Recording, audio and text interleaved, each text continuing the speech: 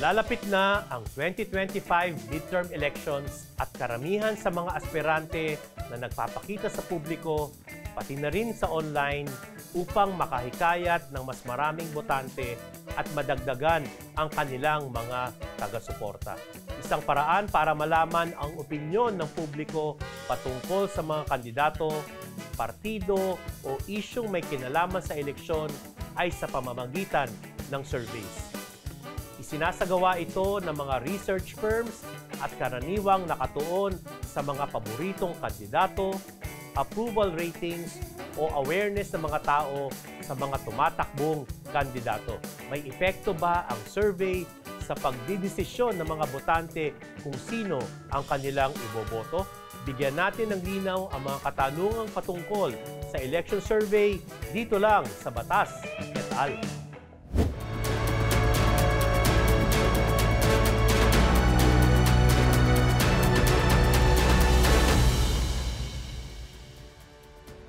Magandang araw sa inyong lahat.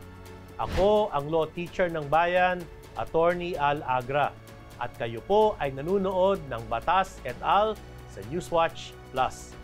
Makakasama natin ngayon ang Director for Communications ng Social Weather Station or SWS na si Leo La Rosa para sagutin ang ating katanungan patungkol sa election surveys. Siguro para malaman ng lahat, ano ba ang Social Weather Station at bakit siya tinatag?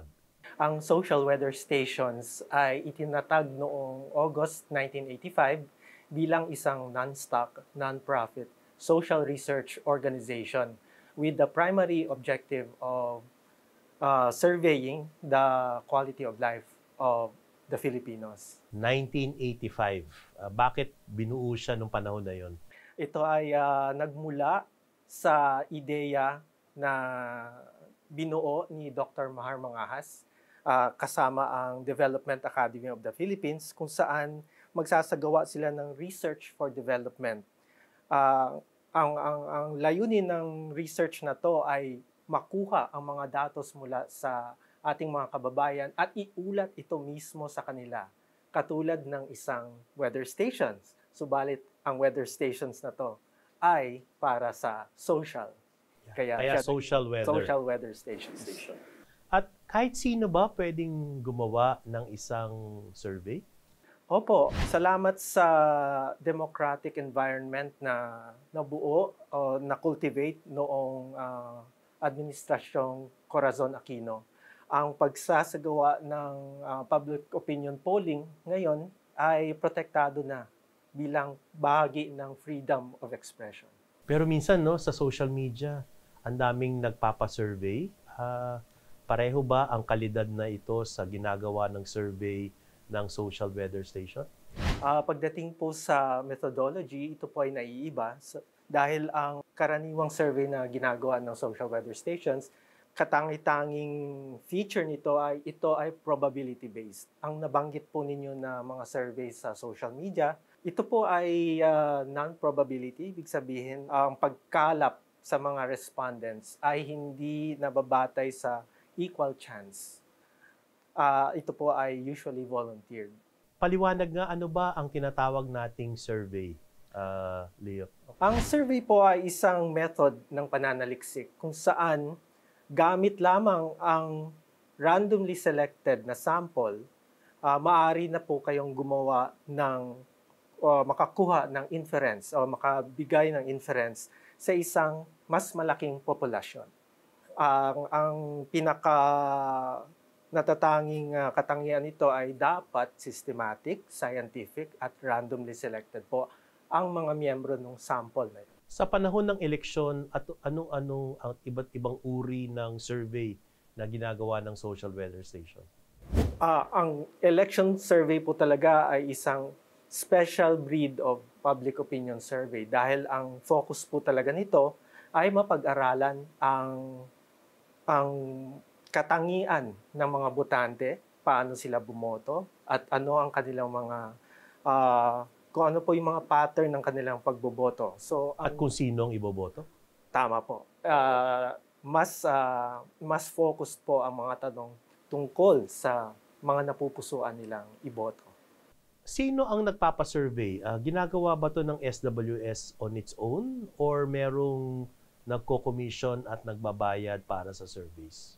Kung ang pag-uusapan po ay election surveys po lamang, meron po kaming mga survey partners or research partners at masasabi po natin, yes, sila po ang nagko-commission dahil habang wala pa ang official COMELEC list, ang SWS po ay hindi nagsasagawa ng kanyang sariling voter preferences surveys.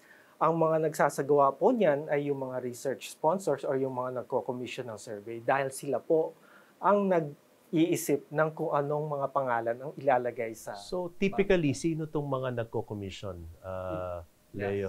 Po. It could be anyone po. Kahit sino po, private individuals na may passion for knowing the voter demographics at Political parties. Pwede rin po. As long as they agree na halimbawa sa SWS, ang lahat po ng nagiging kapartner namin or yung mga nagko-commission ng survey, kailangan payag sila na maging public later on yung lahat ng mga resulta, datos, questionnaire, o pagtatanong.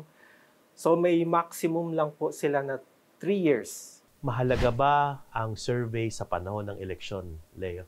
Opo, ang surveys po ay napakahalaga sa panahon ng election dahil ito ay may tulong para sa bawat aspeto ng ating mga kababayan. Unang-una po sa publiko.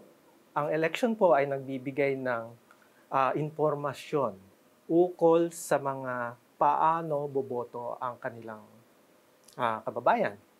Para naman po sa mga politiko, ito po ay karagdagang impormasyon kung saan malalaman nila ang mga hinaing or ang mga hinaing ng mga botante at kung sino na rin ang mga napupusuan nilang iboto. So kung ako ay kandidato o aspirante, ano ang mga gusto kong malaman mula sa taong bayan o botante? Ang karaniwan pong nais malaman ng isang kandidato ay unang-una, ang kandidato po ba na to ay kilala ng mga taong bayan. At pangalawa, kung aware man po ba sila, ang mga botante po ba ay may potential or may posibilidad na iboto ang kayo sa darating, kung ang election ay gaganapin ngayon. Paano ginagawa yung survey? Papel ba yan or interview ba yan? Focus group discussion ba yan? Paano? Ito po ay face-to-face interviewing by an interviewer using visual aids. Yun po ang pinaka-specific na description. Okay. Pero sa ngayon po, dahil sa teknolohiya, gumagamit na kami ng computer-assisted personal interviewing. Pero face-to-face pa rin? Face-to-face pa rin po. Ang face-to-face na paraan, yun po ang pinaka-epektibo kung ang pagsasurvey o ang pag-i-interview ay aabuti ng matagal. O halimbawa, mahigit 1 oras. Yun pa rin po ang pinaka-epektibong paraan ng pag-i-survey. Text or Viber or WhatsApp or phone Pwede rin call? po. Pwede rin yun? Pero Yes. reliable din ba siya? As long as ang mga participant or yung mga respondents sa ito pa yung tinatawag na phone survey or SMS survey ay randomly selected din po. Paano kayo pumipili kung sino ang isa-survey sa isang komunidad, Leo? May may tinatawag po kaming random walk. So ang Random bawat As in walking? Yes, opo. Talaga? Opo. Okay. Dahil ang typical na survey ay household based. Ibig sabihin, ang respondent ay hahanapin ninyo sa loob ng kanilang tahanan. At kailangan yung i-interviewin lalo na for electoral surveys, kailangan botante. Opo. Tama ba? Opo. Isa pong mahalagang katangian ng respondent 'yon. Lalo na po pag election survey. Subalit kung hindi naman po election, ang karaniwang respondent po namin ay voting age adults. For senators, dahil national siya, no? Anong karaniwang bilang ng sample para sa isang credible na eleksyon pang senator? Ang isang credible na sample na sapat na para sa isang bansa ay 1,000 respondents. 1,000. Opo. Minimum yun. Opo, yun na po yung enough. Depende na rin po kung gaano ka-accurate ang gusto ninyong kalalabasan ng data. The more accurate you want the survey to be, the more sample you should use. Ang pagsasurvey po is also a question of resources. Kung ang budget ay hindi naman po problema, of course, mas maganda po, mas Mas malaking marami. sample. Opo. For senators, anong typical na tanong? Gaya po Mayor? ng nabanggit ko, no? Oo. Ang typical na voter preference question is, sino po ang malamang ninyong iboboto bilang senador ng Pilipinas Kung mangyayari kung yan. ang election ay gaganapin ngayon? Maaari po kayong pumili ng hanggang 12 pangalan mula po sa listahang ito. Tapos ang papakita po namin yung listahan. Tapos sila po ang pipili sa listahan na yun ng kanilang napupusuan. Meron bang panahon na hindi mo pwedeng i-publish ang resulta ng isang survey? Opo, kung ang pag-uusapan po natin ang pinaka-striktong pagsunod po sa Fair Elections Act, ang exit poll po. Ang exit poll po, ito po yung mga surveys or election surveys na ginagawa on election day sa mga botante na lumabas na ng voting, Nakaboto na. nakaboto na. Ginagawa rin ba yun ng SWS? Ang Opo. exit poll? Opo, marami na po kaming nagawang exit poll in the past. Ang pinakahuli po ay noong 2016. At ito po may malinaw po na gabay Sa batas, sa batas na kailangan ang resulta ay ilabas pagkatapos na magsara na ng voting stations or ng voting precincts. Pag sarado na po, yun po ang panahon na pwede nang ilabas or i-publish ang exit poll results. At meron bang requirement sa batas para paggawa ng exit poll? Kahit sino ba pwedeng gumawa nito? Kahit sino po pwede as long as sumusunod sila sa patakarang nilista ng Fair Elections Act. Ito po ay dapat na may 50 meters away ang posisyon ng enumerator mula doon sa voting center. Kailangang malinaw po na ang uniforme or yung suot ng interviewer ay nagpapakilalang siya ay interviewer para sa organisasyong kinabibilangan niya. At dapat may malinaw din po na ID. At dapat po malinaw po sa randomly selected respondent na sila po ay pwedeng umayaw or mag-refuse. Regulated ba ang surveys ng Commission on Election? Opo, ang Commission on Elections ay may kapangyarihan na i-regulate ang conduct ng election surveys to some extent, lalo na po sa pagpapublish ng survey results.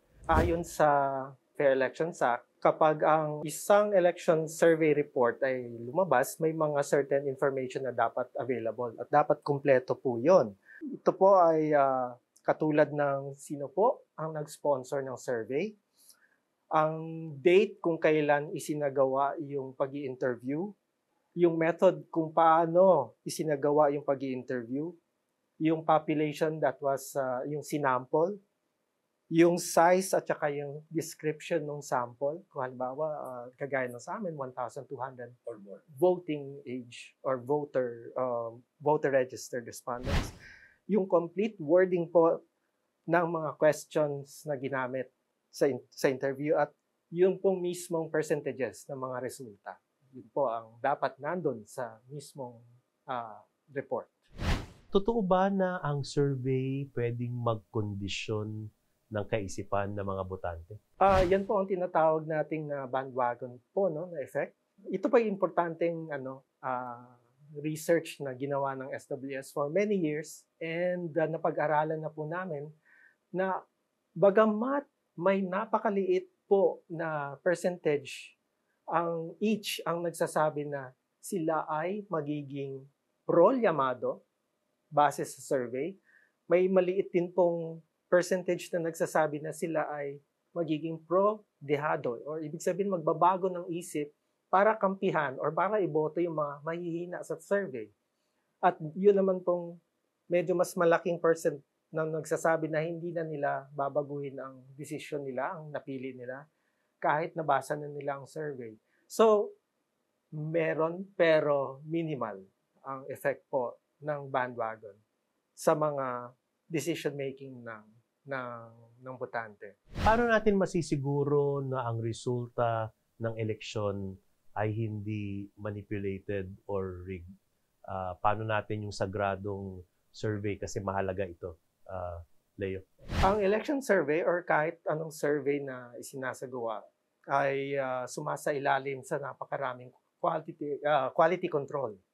Nagsisimula pa lang po sa pagbubuo ng questionnaire. Meron na pong quality control na nakalagay dyan. Hindi po maaring leading ang question. So sa umpisa pa lang po, kailangan ang question ay objective, neutral, hindi loaded, hindi double-barreled or maraming ideas in one question.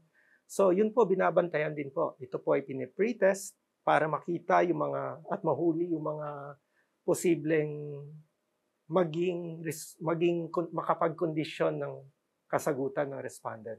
Pangalawa ay yung mismong survey implementation.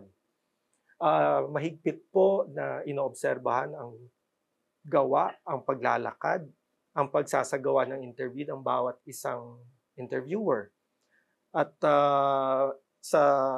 para mas mahigpit talaga na ito ay ini-enforce, ang isang pagkakamali sa isang bahay, kailangan pong ulitin ang isang buong barangay.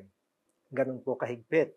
At kung mapapatunayan po na sinadya naman po ang pandaraya na to or yung pagkakamali na to, itong tinatawag namin na dishonesty, one chance lang po.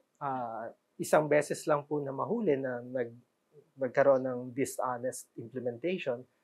Ang lahat po ng gawa ng interviewer na yan ay hindi na gagamitin at ibang interviewer na ang muling gagawa.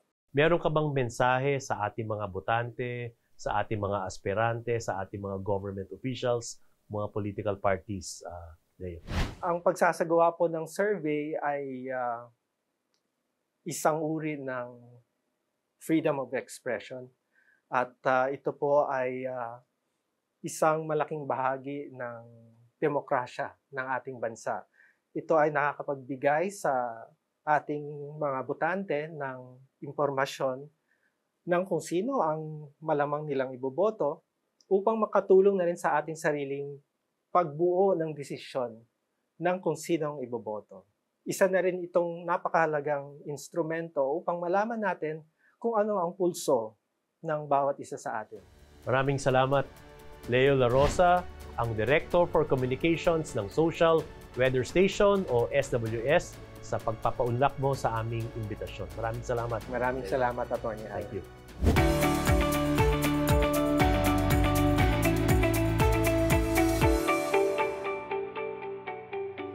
Ang layunin ng survey ay maglikom ng impormasyon ukol sa ating intensyon sa ating halalan, kung sino ang balak nating iboto. Ang resulta ng survey ay pwedeng maka-impluwensya sa mga botante, kaya dapat maayos, masinop at may integridad ang pagsasagawa nito at profesional ang gumagawa ng surveys. Ano pa man ang resulta ng surveys, ating alalahanin na tayo ay malaya sa ating pagpili at hindi pagpili sa mga kandidato. Muli, maraming salamat sa ating mga manunood. Marami pa tayong maaring talakayin patungkol sa nalalapit na halalan. Abangan ninyo ang mga susunod pa nating talakayan dito lang sa Batas et al. Sa Newswatch Plus.